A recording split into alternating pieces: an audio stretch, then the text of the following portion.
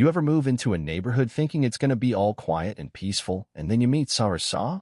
Yeah, I'm talking about the Karen of the block, the HOA president, no less. It didn't take long for me to realize that my trusty old Ford F-250 wasn't exactly gonna fit in with her shine of perfection. Now, I wasn't expecting to get into any wars when I moved here, but let me tell you, I was wrong. It all started the very first day I parked that truck in my driveway.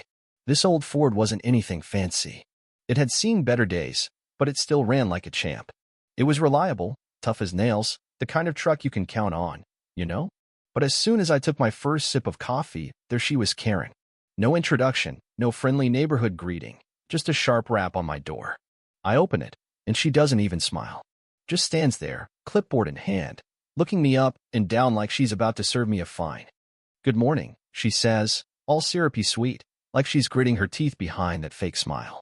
"I'm Karen, the HOA president." She looks at my truck like it's the most offensive thing she's ever seen. "We have standards here," she continues, her eyes scanning my truck like it's an eyesore. And that, she gestures dramatically, is, well, unsightly. I blinked. "It's a truck," I said. "I mean, come on, what else was I supposed to say?" "Oh, it's not just a truck," she sneers. "We try to maintain a certain aesthetic here.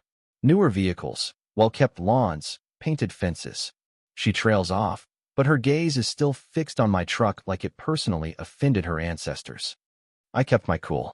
"And that VYOLAT's what exactly?"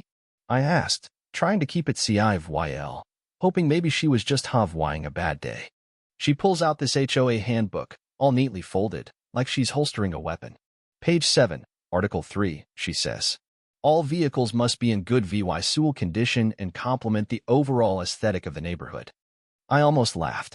"It's clean," I said. "No rust, no broken windows. Runs fine." She sniffed. "It's old." Now, old isn't a crime. If it were, half the houses in this neighborhood would be considered illegal. But I didn't press it. "I'll look into it," I said, trying to wrap up the conversation. Of course, that wasn't the end of it. The very next week, a fine showed up in my mailbox. "Do Law 75. For failure to maintain vehicle standards." Not a warning. A fine. And then another, taped to my door. Then another, slipped under my windshield wiper.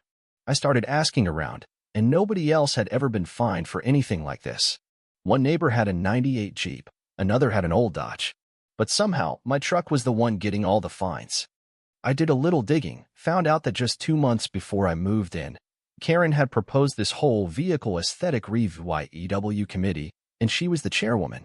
The real kicker? Not a single fine had been issued until Saw. It didn't take a genius to figure out what was going on. She didn't care about aesthetics. She cared about control, and she'd picked me to be her project. The irony? She drove a brand new, shiny white SUV, the kind that costs as much as a small house. And every chance she got, she'd pull out her phone and snap photos of my truck, like she was collecting Eve White Denke. One morning, I caught her standing in front of my truck, taking pictures. "Just documenting," she said when I stepped outside. "For the record?" I asked. "Eve White Denke," she smirked. The situation escalated fast. I tried to ignore it, keep my head down. But then one Saturday morning, I found a bright orange sticker on my truck's window. Imminent tow notice. Abandoned vehicle. Abandoned? This truck wasn't abandoned. It was parked in my driveway, on my property. It wasn't rusting on the side of a highway. It was clean, insured, and ran like a dream. Before I could process what was happening, I heard Karen's heels clicking down the sidewalk. She gave me a big, fake smile. "I see the city finally responded," she chirped, all smug. "You told them it's on private property?" I asked, trying to keep my cool. "Oh, I might have mentioned that there's an unsightly vehicle lowering property values," she said, like it was no big deal. "But I'm sure they'll figure it out." She lied through her teeth, hoping the city would just act without investigating. I made a few calls, confirmed the truck was fine. But this was Karen, a petty, vindictive woman who just couldn't let it go. That's when I realized I couldn't back down. I couldn't just let her keep bullying me. So, I did what any self-respecting neighbor would do. I filed a formal complaint with the city, proving I had all the right documentation. I even threw in a few pictures of Saw SUV parked illegally during street sweeping days. If we were going to play this game, I was going to play it right. A few days later, I watched from my porch as Karen's smug face turned to one of shock when the city came to her door. She got hit with a false report charge, a DULA 500 fine, and a warning that any more violations could result in criminal charges. The best part? That same day, I got another letter, this time from Karen herself, calling me a disgrace to the neighborhood. But instead of backing down, I decided it was time to fight back. If she wanted to escalate, I could escalate, too. Weeks later, after she'd tried to have my truck towed again, the weather decided to give her a little dose of karma. Heavy rain poured down, flooding the streets. Karen, of course, drove her fancy SUV right into the storm, skidding off the road and into a ditch. 10 minutes later, I heard frantic knocking at my garage door. There she was, soaked through and covered in mud. "I need your truck," she said, barely able to look me in the eye. I could have been petty. I could have said no. But where's the fun in that? I leaned back, sipping my coffee. "Sure, I'll help," I said, "but on one condition." She raised an eyebrow, clearly irritated. "You admit that this old truck, this unsightly truck, is the most useful vehicle on the block." In front of everyone. She didn't want to, but she knew she had no choice. So she did. "Fine," she said, barely whispering. "It's the most useful vehicle on the block."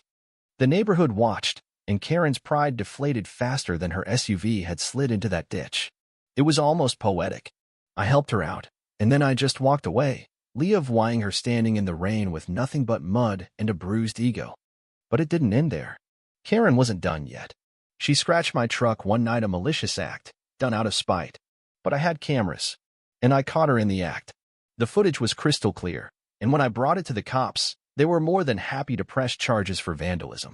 It all came to a head at the next HOA meeting. I had proof of Karen's fraud, a landscaping company she secretly controlled, funneling HOA funds into her own pocket. The community turned on her, and in a public vote, she was removed from her position as president. The best part? That house she loved so much, the one she controlled with her power trip, it went into foreclosure.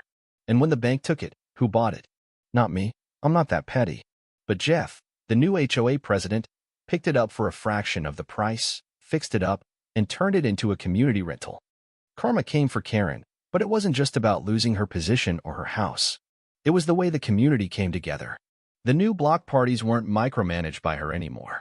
People had fun, they talked, they shared. And that old truck? It became a symbol of what really mattered. Not shiny new cars or ridiculous rules, but community, grit, and reliability. But the most satisfying part of all, that truck, the one Karen mocked so much, is still going strong. And every time I drive it down the street, I get a wave or a nod from a neighbor. Karen? Well, last I heard, she was still cleaning up trash somewhere, her dreams of power long gone. So, what do you think? Was it karma? Was it justice? Drop a comment below and let me know if you think Karen got what she deserved. Or if there's more to the story than just a truck pulling out an SUV. I'll tell you one thing though, life has a funny way of teaching people like her exactly where they stand.